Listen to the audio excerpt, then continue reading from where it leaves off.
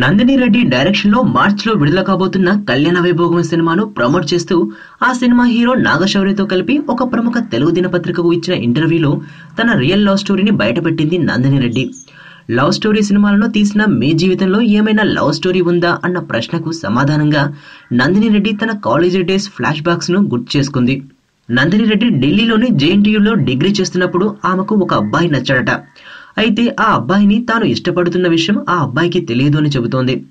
ఆ తర్వాత ఆ అబ్బాయి గురించి అతడి హాస్టల్కు వెళ్లి ఎంక్వైరీ చేయడం మొదలుపెట్టినప్పుడు అతడి లక్షణాలు బయటపడి యూనివర్సిటీ లాన్ లో దొర్లుతూ కనబడ్డ ఆ అబ్బాయిని చూసి షాక్ అయ్యానంటూ ఆ తర్వాత తాను ప్రేమ పెళ్లి విషయాలే మర్చిపోయాను అని చెబుతోంది.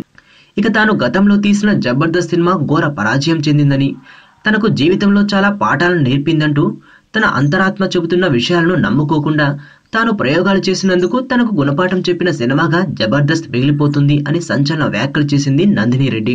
తన ఆలోచనల్లో పెళ్లి జీవితానికి అత్యవసరం కాదని, అయితే తాను వివాహ వ్యవస్థకు అనుకూలం కాదు, వ్యతిరేకం కాదు అనంటూ, తాను చేసే వృత్తికి ప్రవృత్తికి సరిపోయేవాడు దొరకనప్పుడు పెద్దగా పెళ్లి గురించి ఆలోచన లేకపోవడమే మంచిదంటూ కామెంట్స్ విసిరింది.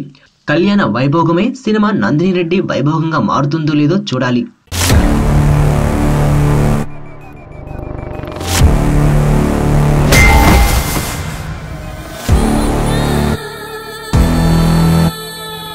ఎర్రతోలు కదా స్టైల్గా ఉంటాడనుకుంటున్నావేమో.